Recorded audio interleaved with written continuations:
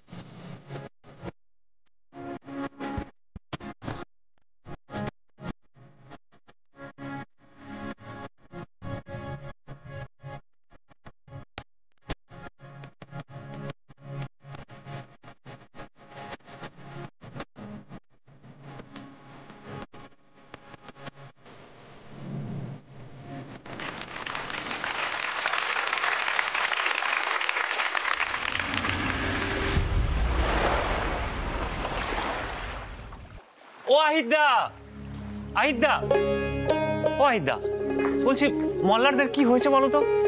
বারবার বলছে যে শরৎ সঙ্গীত সম্মেলনে নাকি যোগ দেবে না। হ্যাঁ, ভয় পাচ্ছে মনে হয়। দাদা ভাই, তুমি একটু কথা বলো না।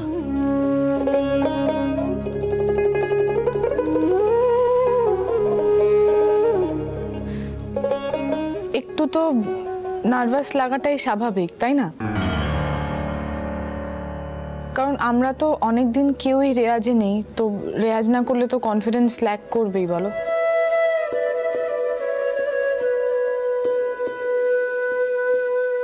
আরে বাবা, রেওয়াজে তো বসতে হবে না আত্মবিশ্বাসটা পেতে গেলে। আমার কেমন যেন মনে হচ্ছে মল্লার তার মনের মধ্যে না কিছু একটা চলছে। আমি বলছি ওস্তাদজিকেই কথা বলতে হবে।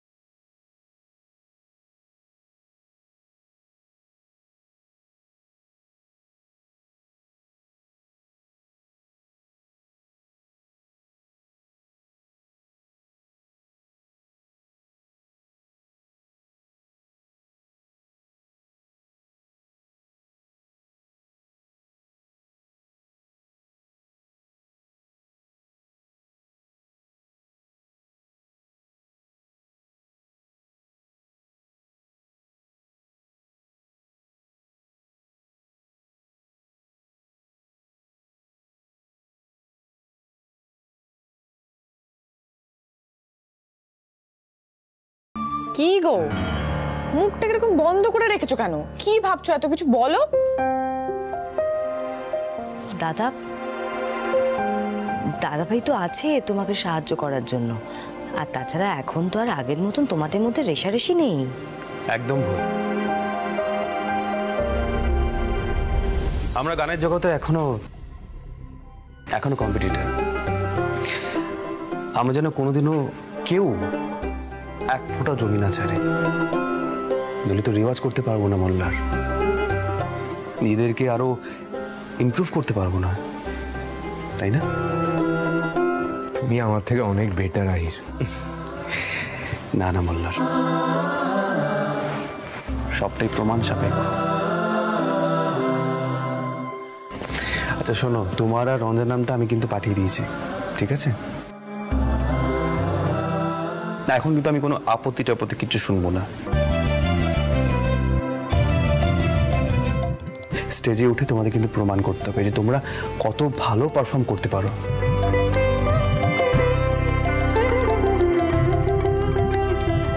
আমি চাই চারিদিকে তোমাদের দুজনের জয় জয়কার হোক।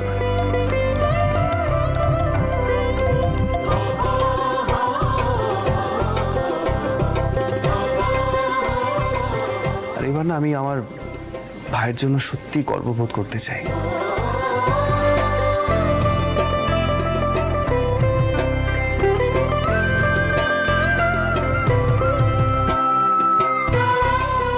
মোল্লার, তো অনেক ঝড়ঝাপটা কাটিয়ে এসেছ।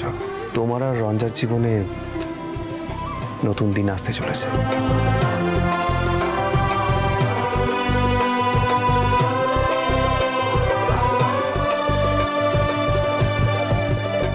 দেখো কি হয়।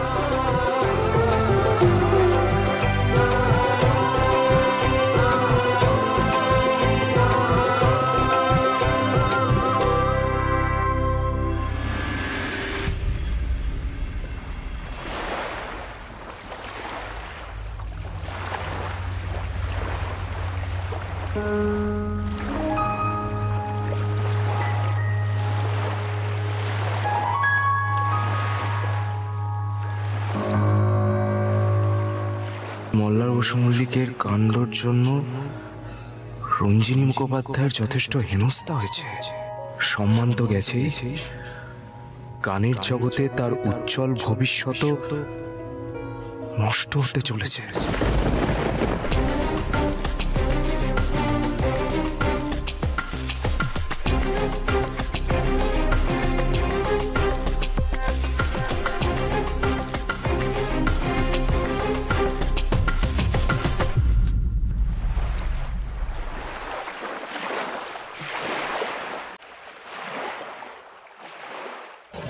কফি।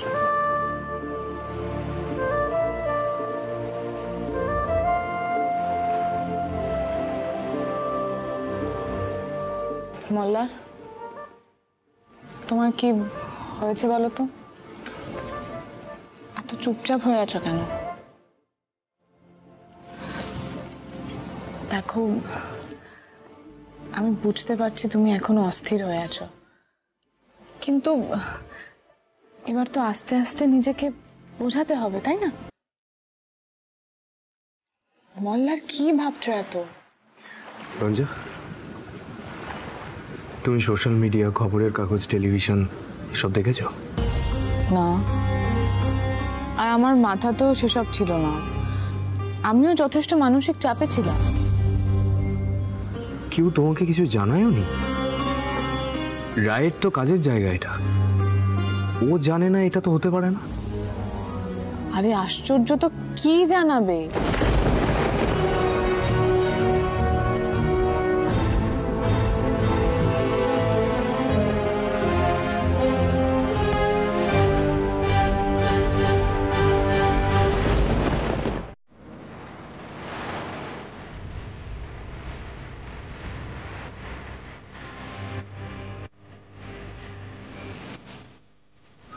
রঞ্জা, চতুর্দিকে তোমার আর আমার সম্পর্ক নিয়ে লেখালেখি হচ্ছে। লেখালেখি? কিসের লেখালেখি? মানে আমরা আবার কি করলাম? লেখালেখির কারণটা কি? আর মল্লার, মিডিয়াতে তো এরকম লেখালেখি হতেই থাকে। দেখো, বাবা একজন বিখ্যাত মানুষ, বসু মল্লিকদের সঙ্গে সুরমণ্ডলের রেষারেষিটা অলরেডি একটা বড় খবর, তার মধ্যে আবার বিন্দির মতন একটা ধামাকা। তো মিডিয়া তো দু চার কথা লিখবেই।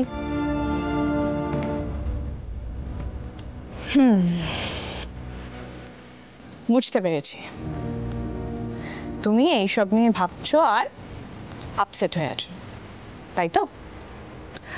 বলো, তোমার মাথাটা না পুরোপুরি গেছে। আরে এইসব নিয়ে আবার কেউ ভাবে নাকি?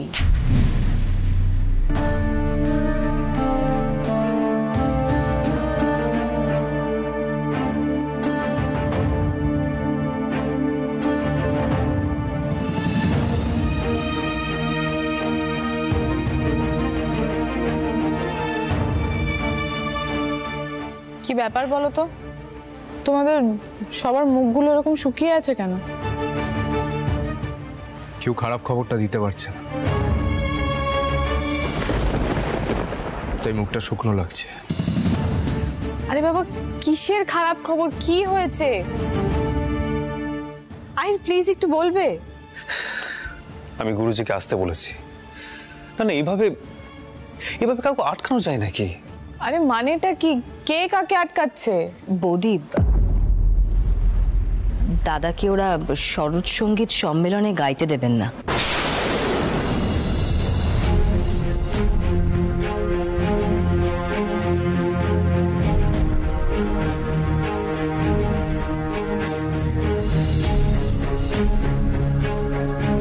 কারণ দাদার নাকি বদনাম হয়ে গেছে।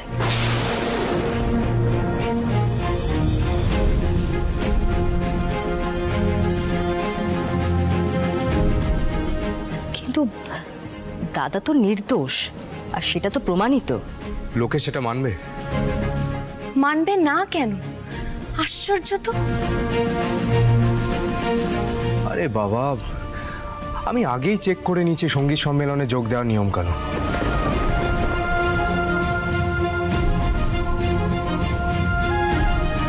সেখানে স্পষ্ট এটা লেখা আছে, চরিত্রে কোনো দাগ থাকলে চলবে না।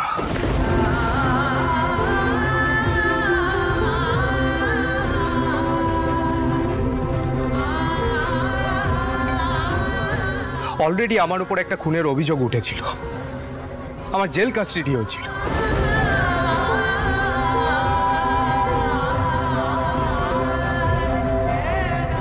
এই দাগগুলো কি সহজে লোকে ভুলে যায় নাকি যায় না? তার মানে তুই সারা জীবন এরকম একটা কলঙ্ক নিয়ে বয়ে বেড়াবি? এটা কোনো কথা হলো? বিনা দোষে শাস্তি পাচ্ছে ছেলেটা। হে ঠাকুর, আমার ছেলেটার আর কত পরীক্ষা নেবে তুমি বলো তো?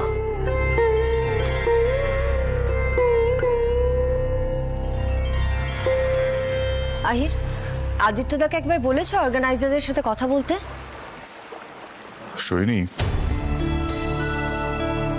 এই উদ্যোক্তারা অদ্ভুত মানসিকতার মানুষ, জানিস। এদের নিয়ম কানুনে যা যা লেখা রয়েছে তার বাইরে এরা যাবে না। মানে কি কথা বলি বলতো? না না গুরুজি, সঙ্গীত সম্মেলনে তো মানুষজন গান শুনতে আসবে, এবার কে কার ব্যক্তিগত জীবনে কি করলো সেটা কেন বড় হয়ে উঠবে? ওদের যুক্তি, এই সঙ্গীত সম্মেলনে তারাই যোগ দেবেন যারা সমাজে একটি বিশিষ্ট নাম।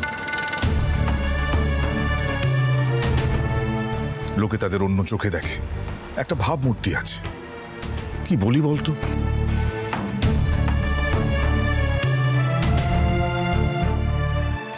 আসলে চারিদিকে এত চর্চা শুরু হয়েছে না মল্লারদার বিন্দির বিষয়টা নিয়ে, আমার মনে হয় কর্মকর্তাদের ওটাই সব থেকে বেশি ইনফ্লুয়েন্স করেছে। চমৎকার, তাহলে তো আর কিছু বলারই নেই। আপনি তো আপনার মেয়েকে ঠিকই এগিয়ে দেবেন, তাই না আদিত্য বাবু? আমার ছেলেটার জন্য তো কিচ্ছু করবেন না।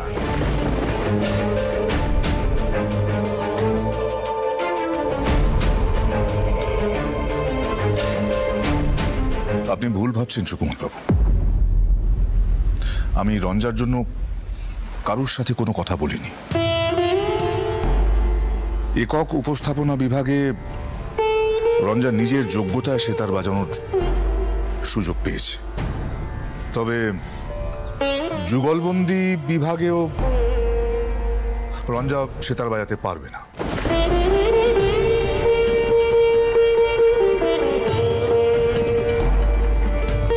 এখানে আমার কি করার থাকতে পারে সুকুমার বাবু? দেখুন, প্রত্যেক বছর নতুন প্রতিভাদের তুলে আনার জন্য, এগিয়ে দেওয়ার জন্য এই শরৎ সঙ্গীত সম্মেলন আয়োজন করা হয়। উদ্যোক্তাদের নিজস্ব কিছু বক্তব্য থাকে, সেখানে নিয়ম কানুন থাকে। আমার কি বলার থাকতে পারে বলুন? ঠাকুরপো, মল্লার যদি এই সম্মেলনে সুযোগ নাও পায়, অন্য সম্মেলনেও ঠিক গাইতে পারবে। মল্লার, রেওয়াজ করাটা শুরু করো এবার।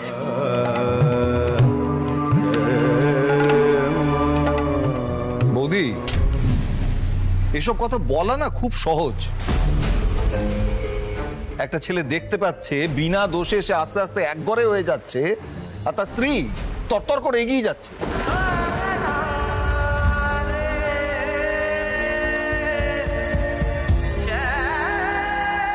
এরপরেও তার রেওয়াজে কি করে মন বসে আমি জানি না, আমি জানি না বৌদি।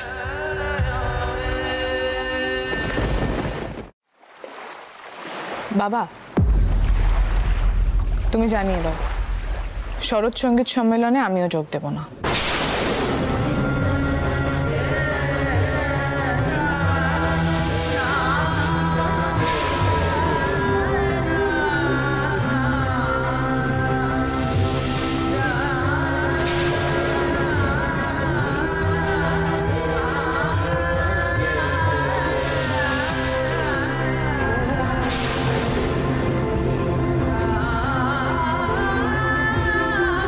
মানে রঞ্জা, এটা কি ধরনের সিদ্ধান্ত? তুমি সঙ্গীত সম্মেলনে বাজাবে বাস? আমি বাজাবো কি বাজাবো না সেটা একান্ত আমার একার ডিসিশন, আর কারণ না।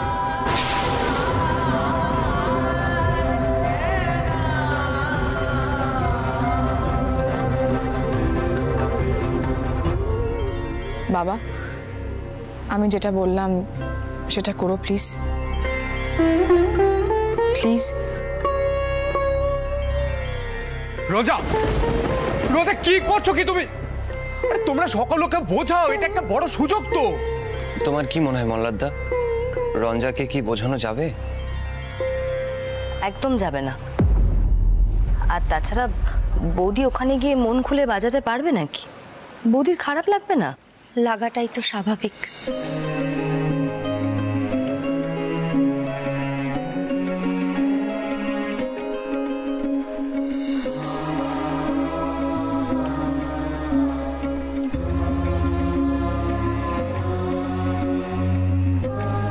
এভাবে তো রঞ্জার বড় ক্ষতি হয়ে যাচ্ছে।